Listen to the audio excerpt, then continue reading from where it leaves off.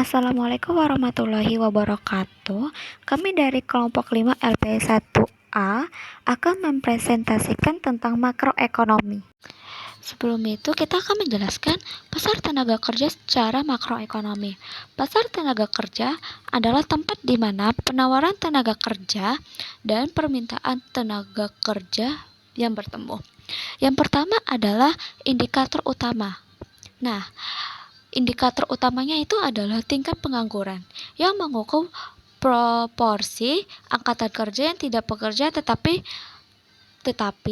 aktif mencari kerja, dan tingkat pengangguran yang tinggi menunjukkan masalah dalam perekonomian. Yang kedua adalah partisipasi tenaga kerja, yaitu presentasi dari populasi yang terlibat dalam angkatan kerja, baik yang bekerja maupun yang pencari pekerja. Yang B adalah faktor yang mempengaruhi. Yang pertama adalah kebijakan pemerintah dalam menciptakan lapangan kerja. Terus yang kedua adalah kondisi ekonomi global dan domestik. Yang terakhir adalah pendidikan dan keterampilan tenaga kerja. Nah, studi kasus kami adalah peran UMKM sebagai pendorong perekonomian Indonesia. Oke, kita akan memasuki latar belakang dari peran UMKM sebagai pendorong, yaitu usaha mikro, kecil, dan menengah merupakan sektor penting dalam perekonomian Indonesia atau yang memiliki peran signifikan dalam mengurangi pengangguran, meningkatkan kesejahteraan masyarakat, dan mendorong pertumbuhan ekonomi. Sektor ini menyumbang lebih dari 60% produk domestik bruto atau PDB dan memperkerjakan hampir seluruh tenaga kerja nasional, yang menunjukkan betapa vitalnya peran UMKM bagi ekonomi Indonesia. Di sini saya akan menjelaskan mengenai keunggulan dan kelemahan UMKM serta faktor UMKM mendorong perekonomian di Indonesia. Keunggulan UMKM yang pertama, penciptaan lapangan kerja. UMKM berperan besar dalam mengurangi angka pengangguran, karena bisnis ini seringkali beroperasi di level lokal dengan kebutuhan tenaga kerja yang lebih banyak dibandingkan otomatisasi besar. Nah, mereka ini mampu menyerap tenaga kerja dari lingkungan sekitar. Contohnya itu, sebuah usaha kerajinan tangan atau makanan tradisional akan mempekerjakan beberapa orang dari lingkungan terdekatnya. Ini yang mungkin sulit menemukan pekerjaan di industri besar, namun bisa mendapatkan pekerjaan di sebuah usaha kerajinan tangan atau makanan tradisional itu. Kemudian ada fleksibilitas dalam menghadapi perubahan. Nah, UMKM ini lebih cepat beradaptasi dengan perubahan pasar karena mereka memiliki struktur yang sederhana dan keputusan bisa diambil dengan cepat. Misalnya, jika ada tren baru di media sosial tentang suatu produk, usaha kecil bisa langsung membuat atau menjual produk serupa tanpa perlu melalui banyak tahap persetujuan seperti di perusahaan besar. Nah, fleksibilitas ini memungkinkan UMKM untuk tetap relevan dengan tren konsumen yang berubah-ubah. Yang ketiga itu keunggulan dari UMKM, yaitu inovasi produk lokal. Karena UMKM lebih dekat dengan budaya dan kebudayaan lokal, mereka seringkali menciptakan produk yang unik dan sesuai dengan kearifan lokal. Inovasi ini bisa berbentuk pengembangan resep makanan tradisional atau produk-produk kerajinan khas yang jarang diproduksi oleh perusahaan besar. Sebagai contoh, seorang pengusaha kecil di daerah Karo bisa mengembangkan makanan khas seperti cimpa dengan kemasan modern untuk menarik konsumen lebih luas, sambil tetap mempertahankan cita rasa tradisionalnya. Selanjutnya, apa saja kelemahan dari UMKM? Yang pertama, akses modal terbatas. Banyak UMKM menghadapi kendala dalam mendapatkan modal yang cukup untuk memperbesar skala bisnis. Institusi keuangan seringkali enggan memberikan pinjaman karena UMKM dianggap berisiko tinggi. Dengan akses modal yang terbatas, mereka sulit melakukan ekspansi, membeli atau produk yang lebih modern. Mereka itu kesulitan melakukan ekspansi, kemudian kesulitan juga membeli alat produksi yang lebih modern atau memperluas jaringan distribusi. Nah, sebagai contohnya itu, seorang petani sayur yang ingin memperluas lahan pertaniannya kesulitan mendapatkan pinjaman karena tidak memiliki jaminan yang cukup.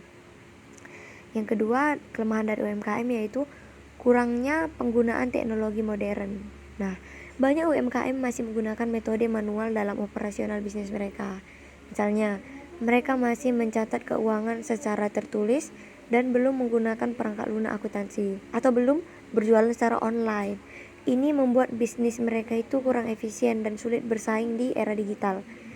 Nah, kurangnya pengetahuan tentang e-commerce atau marketing digital juga bisa membuat mereka tertinggal dari bisnis yang lebih besar. Yang ketiga, kelemahan atau kekurangan dari UMKM yaitu manajemen bisnisnya masih tradisional. UMKM ini seringkali dijalankan oleh pemilik tunggal atau keluarga dengan cara-cara tradisional, tanpa manajemen modern seperti yang diterapkan di perusahaan besar. Nah, hal ini membuat bisnis mereka sulit berkembang. Misalnya, banyak UMKM yang tidak memiliki strategi pemasaran yang terencana atau tidak melakukan riset pasar untuk mengetahui apa yang benar-benar diinginkan oleh konsumen. Selain itu, kurangnya pemisahan antara keuangan pribadi dan bisnis sering menjadi masalah yang menghambat pertumbuhan bisnis. Oke, itu tadi adalah keunggulan dan kelemahan dari UMKM. Kemudian, faktor UMKM mendorong perekonomian. Apa saja? Yang pertama, peningkatan daya beli lokal. UMKM membantu meningkatkan ekonomi lokal dengan memperkuat daya beli masyarakat setempat. Ketika UMKM beroperasi dan menghasilkan keuntungan, uang yang diperoleh seringkali kembali berputar di komunitas tersebut. Misalnya, seorang pengusaha makanan lokal akan membayar pekerja lokal yang kemudian menggunakan gajinya untuk membeli barang dari bisnis lokal lainnya. Siklus ini memperkuat ekonomi lokal dan meningkatkan kesejahteraan masyarakat. Yang kedua, pemerataan ekonomi antara wilayah. UMKM berperan penting dalam mengurangi ketimpangan ekonomi antara wilayah perkotaan dan pedesaan. Banyak UMKM berlokasi di daerah-daerah yang jauh dari pusat kota, sehingga mereka membantu menyebarkan pertumbuhan ekonomi ke daerah-daerah yang sebelumnya mungkin kurang berkembang. Nah, misalnya itu UMKM di desa-desa bisa membantu menyediakan lapangan pekerjaan bagi penduduk desa sehingga mereka tidak perlu pindah ke kota besar untuk mencari pekerjaan. Dengan begitu, UMKM membantu mencegah urbanisasi berlebihan dan menciptakan keseimbangan ekonomi antara kota dan desa. Baik, selanjutnya saya akan menjelaskan kontribusi UMKM terhadap perekonomian Indonesia. Mungkin teman-teman ada yang penasaran seberapa besar sih kontribusi UMKM ini terhadap perekonomian Indonesia. Jadi, UMKM menyumbangkan lebih dari 60% terhadap PDB Indonesia. Apa itu PDB? PDB atau produk domestik bruto adalah ukuran utama aktivitas perekonomian suatu negara. Jadi, apabila PDB itu meningkat, dia dapat menunjukkan bahwasannya pertumbuhan ekonomi itu positif. Dan negara dengan PDB tinggi cenderung memiliki tingkat kesejahteraan yang lebih tinggi. Kemudian, sektor UMKM memberikan kontribusi besar dalam eksplor non-migas, terutama di bidang industri kreatif dan produk lokal.